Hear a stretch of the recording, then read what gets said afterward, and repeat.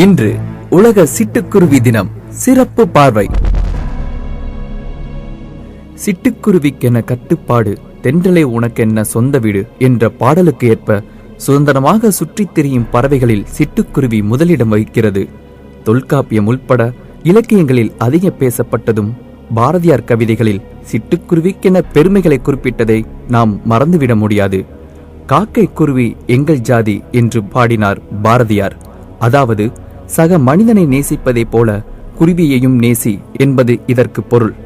இவ்வாறாக நாம் குருவியை நேசிக்கிறோமா, இல்லை என்பதுதான் நம் பதிலாக இருக்கும்.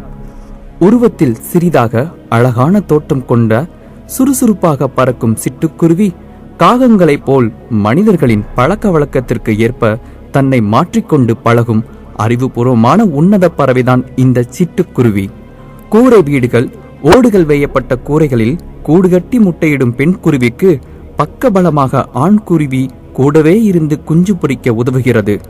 வீட்டு தோட்டங்களில் பூச்சிகளை குருவிகள் உண்பதால் விவசாயிகளின் நண்பன் என அழைக்கப்பட்டது சிட்டுக்குருவி.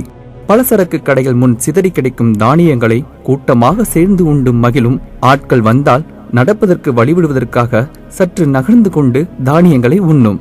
சூரிய உதயத்திற்கு முன்பே குரல் எழுப்பும். அதன் அழகையும் குரலின் மென்மையும் ரம்மியமாக ரசிக்கலாம்.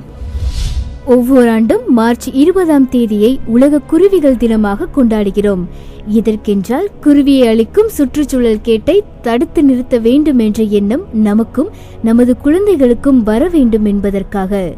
நமது வீடுகளுக்குள் கூடு கட்டி வாழ்ந்த குருவிகளை இப்போது நாம் பார்க்க முடிவதில்லை. கீச் கீச் என்று கத்திக்கொண்டு தானியங்களை கொத்தி தின்று கொண்டு சட்டென்று சிறகடிக்கும் அழகை காண முடிவதில்லை. காரணம் சுற்றுச்சூழல் கேடுதான். நெல், மக்காச்சோளம், பயிறு வகைகள் போன்ற தானியங்களான சைவ உணவுகளையும் புழு, பூச்சிகள், வண்டுகள் என அசைவ உணவுகளையும் உண்ணும் குருவிகளின் அழிவுக்கு இந்த உணவுகளின் பற்றாக்குறையும் முக்கிய காரணம். நாம் தானியங்களை பயிர் செய்யும் போது பூச்சிக்கொல்லி மருந்துகளை அடிக்கிறோம். இந்த பூச்சிக்கொல்லி மருந்துகள் தெளிக்கப்பட்ட தானியங்களை உண்ணும் குருவிகள் இறந்து விடுகின்றன. அப்படியே இறக்காமல் இருந்து ஒருவேளை முட்டைகள் இட்டாலும் கூட அந்த முட்டைகளின் மேல் தோல் கடினமாக இல்லாமல் போய்விடுகிறது. முட்டையும் உடைந்து போகிறது.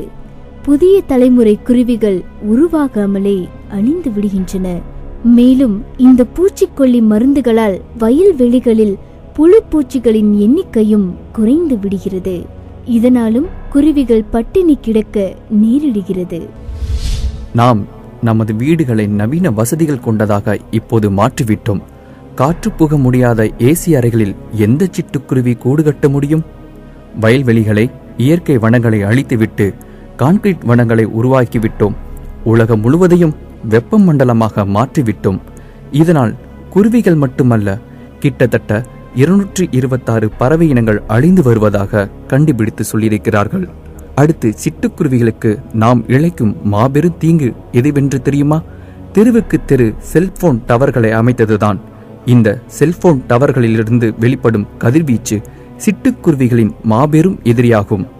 சாதாரணமாக ஒரு குருவி முட்டையிட்டு 10-15 நாட்களில் பொரித்துவிடும். ஆனால் செல்போன் டவரிலிருந்து கதிர்வீச்சு பாதிப்பால் முட்டையிட்டு 30 நாட்கள் ஆனாலும் பொரிப்பதில்லை.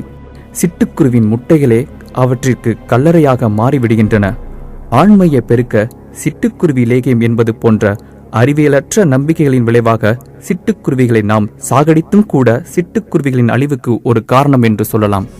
இப்படியே நாம் சுற்றுச்சூழலை கெடுத்துக் கொண்டே இருந்தோம் என்றால் சிட்டுக்குருவிக்கென்ன கட்டுப்பாடு என்றெல்லாம் நாம் பாட வேண்டிய அவசியமே இல்லாமல் போய்விடும். சிட்டுக்குருவிகள் இருந்தால்தானே கட்டுப்பாடு, அது இது எல்லாம். இன்று குருவி, நாளை நாம் என்பதை மறந்துவிடலாகாது. குறைந்த எண்ணிக்கையில் உள்ள சிட்டுக்குருவிகளை காக்கும் பொறுப்பு ஒவ்வொரு இடமும் உள்ளது. சிறிய வீடாக இருந்தாலும் தோட்டம் அமைக்க வேண்டும். பயிர்கள், தாவரங்கள் மீது பூச்சிக்கொல்லி மருந்து தெளிக்கக்கூடாது. குருவிகள் குடிக்க கிண்ணத்தில் தண்ணீர் வைக்க வேண்டும். வீட்டு முன் மொட்டை மாடியில் தானியங்களை தூவ வேண்டும். மண்பானையில் வைக்கோல் வைத்தால் குருவிகள் கூடு கட்ட பயன்படும். இப்படி இந்த அழிவில் இருக்கும் சிட்டுக்குருவிகளை நாம் பாதுகாக்கலாம். சிட்டுக்குருவியே, என் வாசலுக்கு வா. என் அலைபேசியை அழித்து விடுகிறேன். என்ன அலைகளை உனக்காக விரித்து காத்திருக்கிறேன். விளையாடி மகிழலாம். நானும் குழந்தையாகத்தான் உன்னை போல். இன்று உலக சிட்டுக்குருவி தினம். சிறப்பு பார்வை.